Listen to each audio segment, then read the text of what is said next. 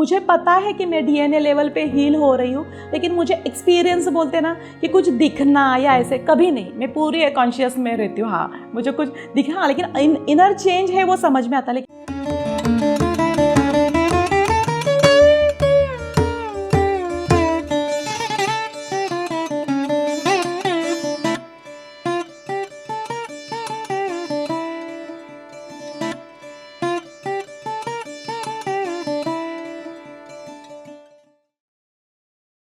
नमस्ते, मेरा नाम नमिता है और मैं मुंबई अंबरनाथ से हूँ।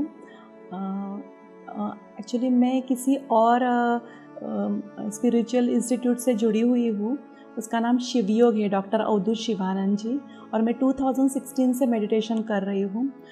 तो जो हमारे बाबा जी बताते थे, अनकंडीशनल लव, नेवर जज, ये सब हमारे पीएसएसएम के रूल है, वही थे। बट मैं वो अटेंड किया मैंने, लेकिन मुझे इतने तभी डीप में समझ में कुछ नहीं आया, क्योंकि तभी मेरा जॉब भी था और मैं इतना सब ध्यान नहीं दिया था। और ये 2 ईयर से लॉकडाउन हुआ है, तब से मैं घर में हूँ, तो मुझे काफ़ी चीज़ एनालाइज करने मिली। और मैं यूट्यूब में अलग अलग प्रोग्राम्स यानी मेडिटेशन से और डीप डीप डीप डीप होती चली गई। और जो हमारे शिवयोग जो फोरम है उसमें और एक मेरी फ्रेंड है, उसने मुझे JDTP 3rd का लिंक भेजा था। तो तभी जब भी मुझे यानी मेरी उस टाइम की कंडीशन कुछ अलग थी, यानी मैं अगर मेडिटेशन भी कर रही थी ना, फिर भी मैं डिप्रेशन में थी। तो थोड़ा एक अलग दौर था, एक्सपीरियंस अलग था। उन्होंने किया JDTP 3rd और उनको इतने अच्छे एक्सपीरियंस हुए। और उन्होंने होने के बाद आफ्टर 21 डेज़ उन्होंने मुझे पूछा कि तुझे कैसे लगा। तो मैंने बोला अरे मैंने तो किया ही नहीं। तो बोला आपने बहुत गलत किया ये। तो मैं बोला प्लीज़ मुझे नेक्स्ट टाइम होगा ना, तब मुझे लिंक शेयर कर देना प्लीज़। और JDTP 4 का उन्होंने मुझे लिंक शेयर किया और मैंने स्टार्ट किया। और तभी मुझे जाना था सोमनाथ, द्वारकाधीश और गिरनार जाना था। तो मैंने जब भी फ़ोन आया वहाँ से कि आप करोगे 21 डेज़ कंप्लीट, तो मैं बोले मैं ऑलरेडी मेडिटेशन करती हूँ, बूथ कैंप वगैरह सब करके, लेकिन मैं 10 डेज़ के बाद, मैं 10 डेज़ तक कर सकती हूँ, उसके बाद मुझे और 10 डेज़ के लिए सोमनाथ जाना है, तो मैं शायद नहीं कर पाऊँ। तो ठीक है, मेरा नाम रजिस्टर हो गया और स्टार्ट हो गया। JDTP का फर्स्ट डे था एस्ट्रल ट्रैवलिंग। बस महाअवतार बाबा जी का नाम लिया और मुझे एकदम ऐसा झटका बैठा और मैं उसी दिन महाअवतार बाबा जी से कनेक्ट हो गई, क्योंकि उससे 6 मंथ्स पहले मैं कंटिन्यू उनके बारे में ही सुन रही थी। मुझे पता नहीं थे महाअवतार बाबा जी कौन है। और पितामह का भी वही टाइम सुना। एक रिस्पेक्ट है, गुरु है, गुरु तत्व के जैसे रिस्पेक्ट, पर बट मेरे पहले ही गुरु थे तो मुझे उनके लिए था, पितामह के लिए से ज़्यादा यानी पहले से है करके। लेकिन महाअवतार बाबा जी से मैं कनेक्ट हो गई थी। और JDTP स्टार्ट हुआ तो मुझे ये छोड़ के सोमनाथ जाने का मन ही नहीं हो रहा था कि नहीं मुझे नहीं जाना है करके। तो मैंने महाअवतार बाबा जी से बोला बाबा जी मुझे नहीं जाना है, आप प्लीज़ कुछ ऐसा कीजिए कि, तो लेकिन वो कैंसिल हो नहीं रहा था। तो मैं फिर बाद में मुझे लगा नहीं, जो भी हो रहा है ठीक हो रहा है, जैसे भी है मैं या बस में कर लूँगी, वहाँ पे मैं रूम में कर लूँगी, लेकिन मैं JDTP मुझे कंप्लीट करना है। तो काफ़ी टाइम तो मैंने वहाँ पे मॉर्निंग में अर्ली उठ के मैंने किया है। और उसके पहले क्या हुआ, जब दीप्ति मैम और भी मास्टर्स बताते थे कि तुम बाहर मत जाना, बाहर की एनर्जी एक्सचेंज मत करना, ये सब मत। मुझे तभी कोई भी, हम लोग इंस्टीट्यूट से पहले जुड़े हुए था, हम लोग थोड़े ओवर कॉन्फिडेंस में होते हैं, हाँ मुझे तो पता है मेडिटेशन है ये ऐसे, लेकिन वो बात में एक बात मुझे बाद में ऐसे रियलाइज़ हुई। मैं सोमनाथ चली गई और मेरे 2 नेबर्स हैं, उनको भी मैंने लिंक शेयर की थी, उन्होंने नहीं किया। और उनमें से एक नेबर मेरी चेन्नई जाने वाली थी, उनके बेटे का एडमिशन था, और एक नेबर यहाँ पे, तो उनको मैंने बाय किया प्रॉपरली, मैं गई वहाँ पे। और 2 दिन बाद मेरे बेटी ने फ़ोन किया, वो फैमिली दोनों यानी एक तो चेन्नई गए थे, एक फैमिली पूरे कोरोना हो गए एडमिट है। और मुझे भी तबीयत ठीक नहीं लग रही थी, तो मुझे समझा कि मैं वहाँ से भी निकल के क्यों सोमनाथ गई, क्योंकि अगर मैं वहाँ रहती थी ना तो शायद मुझे और कुछ था कि मुझे बहुत कुछ उनका करना भी पड़ता था। मैंने उनको बहुत हेल्प भी की, लेकिन मुझे ये इफ़ेक्ट डे फर्स्ट से समझ में आया कि क्यों बोल रहे थे एनर्जी एक्सचेंज नहीं करना है, क्यों नहीं मिलना था, या फिर कैसे प्रोटेक्शन करते हैं मास्टर। JDTP फर्स्ट से मुझे एक्सपीरियंस आया और वो मेरे लाइफ का इतना बड़ा एक्सपीरियंस था। और उसके बाद और हमारी पूरी फैमिली, हम लोग को फीवर था, कफ कोल्ड सबको हुआ था, लेकिन हम लोग फैमिली में 4 लोग हैं, हम लोग चारों भी उठ के मेडिटेशन करते थे। मैं भले वहाँ पे किया मैंने सोमनाथ में, मैंने जेडीटीपी कंप्लीट, मेरे एक भी सेशन मैंने एक शायद सेशन नहीं हुआ मेरा, बाकी मैंने पूरे कंप्लीट किए, मेरे पूरे फैमिली ने यहाँ पे कंप्लीट की। हम लोग का पूरा सबका प्रोटेक्शन हुआ और हम लोग को जेडीटीपी फर्स्ट से सबको लगा कि नहीं है, प्रोटेक्शन होता है। और उसके बाद हम लोग यानी बाल में पीएमसी हिंदी, पीएमसी गुजरात, ये सब चैनल के बारे में पता चला, फिर सब्सक्राइब किए चैनल, और फिर ये मैं इतना उसमें डीप चली गई और मुझे इतने सब टॉपिक मिले, बाप रे। जैसे ऐसे कपबोर्ड खोलने के बाद कैसे ऐसे कभी कभी हम लोग कपड़े ठीक से नहीं लगाते तो गिर जाते, मुझे ऐसा लगता था यूट्यूब खोले ना ये धन धन धन धन सब गिर जाता है, और बाप रे खजाना मिल गया, ऐसा लगता था मुझे खजाना मिल गया। दिन भर सुनते रहो सब कुछ, इतने अच्छे अच्छे टॉपिक, विजडम शेयरिंग, एक्सपीरियंस और मेडिटेशन। तो मेरे दिन पूरे ऐसे ही जा रहे हैं, जाते थे और जा रहे हैं। फिर मैंने सेथ विजडम किया, 2 सेथ विजडम किए। इनर जर्नी का तो एक्सपीरियंस बाप रे ऐसा था, ये 6 मंथ्स में कंटिन्यू रो रही हूँ। लेकिन बाद में ये समझा कि रोना भी कितना रिलीज़ करना है, या ट्रांसफॉर्मेशन का एक साइन है वो, कि हम लोग रो के कितना कुछ रिलीज़ करते हैं। और इनर जर्नी में हमारा एक्सपीरियंस शेयर यानी कंपलसरी करना है, बोले तुम में एक्सपीरियंस शेयर करना ही है। तो मेरी बेबी भी यानी मेरे भाई और मम्मी भी करते थे, लेकिन उन्होंने एक्सपीरियंस शेयर करने को ऐसे कभी सामने नहीं आए। मैं और मेरे बेबी हम लोग सोचा कि चलो आज हमें एक्सपीरियंस शेयर करना है, और मेरे बेटी को तो इतने एक्सपीरियंस होते थे इनर जर्नी में। फिर मैंने दीप्ति मैम से बात की, मेरे बेबी ने भी की, लेकिन मुझे ऐसे था कि मुझे पता है कि मैं डीएनए लेवल पे हील हो रही हूँ, लेकिन मुझे एक्सपीरियंस बोलते ना कि कुछ दिखना या ऐसे कभी नहीं, मैं पूरी कॉन्शियस में रहती हूँ। हाँ मुझे कुछ दिखना, लेकिन इनर चेंज है वो समझ में आता। लेकिन मेरे बेबी को ना कुछ इतना कुछ दिखता था, विजन्स आते थे उससे। उसने वो शेयर किया दीप्ति मैम से, यानी तो दीप्ति मैम उस दिन बोल रहे थे देखो दोनों माँ बेटी में कितना फ़र्क है, और आप क्यों इतना एक्सपीरियंस के पीछे पड़े हो। एक्सपीरियंस इतने अच्छे प्योर सोल को जन्म दिया है, और क्या चाहिए आपको एक्सपीरियंस की भी। और जब आपको समझ में भी आ रहा है कि आप अंदर से इतने चेंज हो रहे हैं, तो क्यों ऐसे कर रहे हो। तो एक्सपीरियंस के पीछे नहीं लगना है, हमें अपने अंदर क्या चेंज हो रहा है वो समझ में आ रहा है, उतना ही काफ़ी है। और इवन आज तक मुझे समझ में आ रहा है कि मैं अंदर से चेंज हो रही हूँ, उतना ही है, विजन्स वगैरह नहीं। लेकिन एक्सपीरियंस के पीछे नहीं जाना चाहिए, सिर्फ हाँ हम लोग कैसे हैं। और अभी करताल का तो मुझे फरवरी में जब ये फर्स्ट टाइम प्रशांत सर, रिंकू मैम इन्होंने और सचिन सर इन्होंने अपना करताल का कुछ एक्सपीरियंस शेयर किए थे, सबने किए थे, तो मुझे बहुत ऐसे लगा कि मुझे करताल जाना है करके। तो सोचा कि कभी तो जाएंगे, ऐसे आज आ रही हो ऐसे तो बिल्कुल नहीं लगा था। और क्या हुआ, ऋषिकेश का भी हुआ। तो ऋषिकेश में भी वो शायद मैं तो अकेले ही जाने का सोचा था कि चलो कोई नहीं आ रहा है तो भले अकेले जाओ। तो सरप्राइजली मुझे और एक फ्रेंड भी मिल गई, और वो बाप रे ध्यान महाकुंभ ऐसा था ऋषिकेश का कि हार्ट चक्र ओपन कैसे होता है ना, वो एक्सपीरियंस किया। सबको कैसे गले लगा के लव यू बोल रहे हैं, इतना प्यार कि मैंने वो 4 दिनों में इतनी सारी यादें लेके आई मैं, और मैं उसी में हूँ। और फिर मुझे ऐसा लगता है हाँ I am love, Deepti ma'am बोलते हैं जैसे आई एम लव, तो मुझे ऐसे ही लगता है।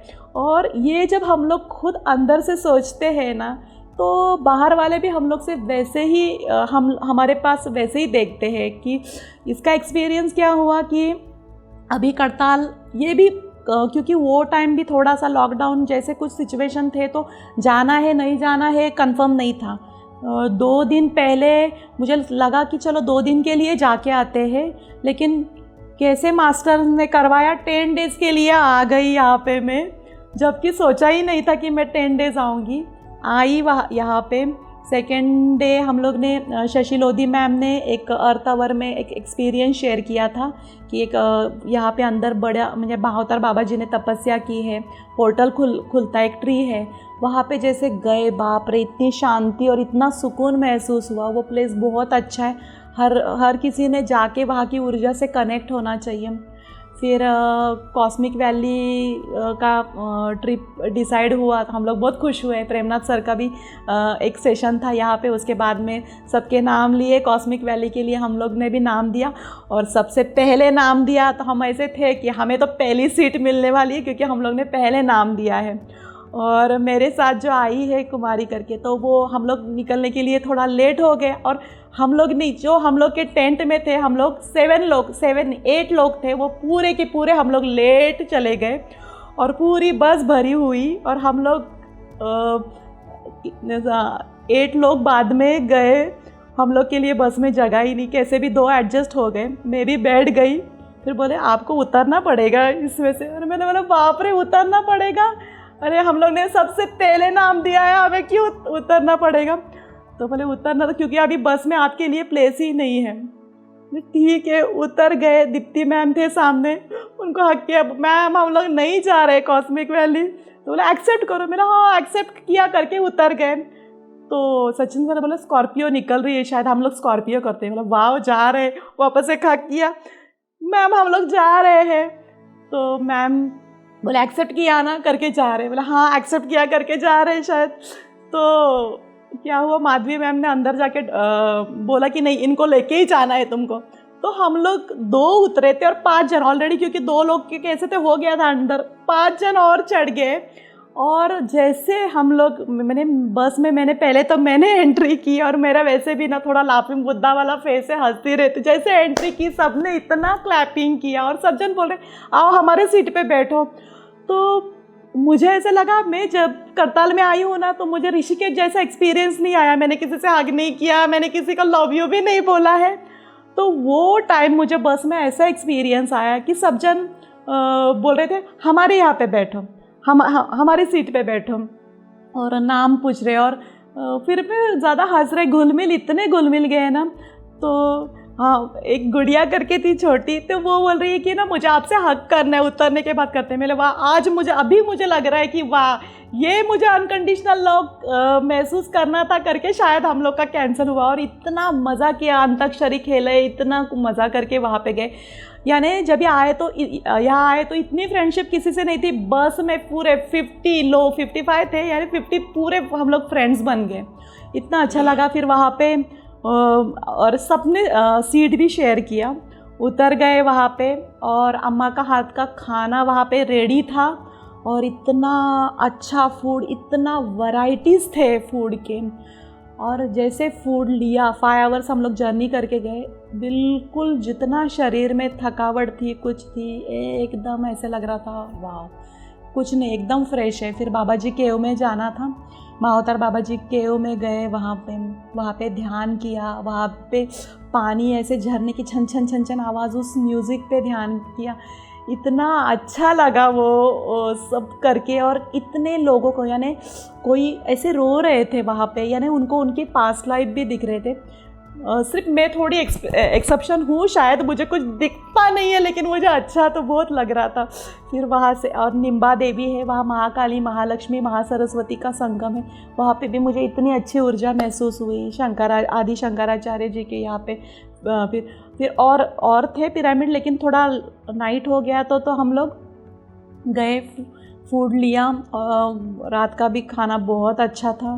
फिर हम लोग एक शंभाला है, उसमें 108 पिरामिड्स है, वहाँ पे कोई रुके और जगह पे रुके। और हम लोग जो बड़ा पिरामिड है वहाँ पे हम लोग ने रात को मेडिटेशन किया, हम 2 बजे तक। फिर सोए। फिर पितामह का 5 बजे था मेडिटेशन, उठ गए, 5 बजे मेडिटेशन किया, फिर से 8 बजे तक।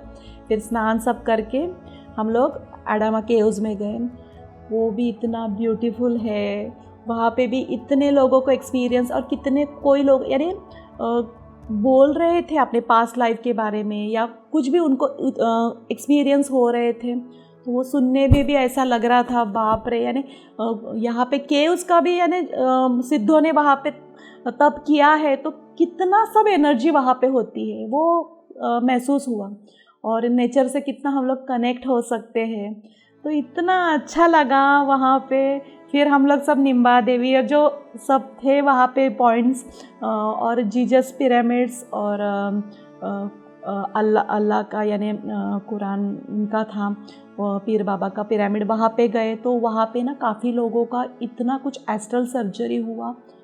मैंने एक तो थे हमारे साथ, तो उनका तो एस्ट्रल सर्जरी हुआ, उन्होंने बोला। फिर और एक था, और एक लेडी थी, उनका भी कुछ रिलीज़ हुआ, काफ़ी चिल्ला रहे थे, रो रहे थे। और एक बॉय था, मैंने ये सामने देखा है मैंने, वो जीसस पिरामिड में, गुरु नानक पिरामिड और दरगाह में। तो बहुत बहुत ही अलग था और इतना इतना अच्छा लगा।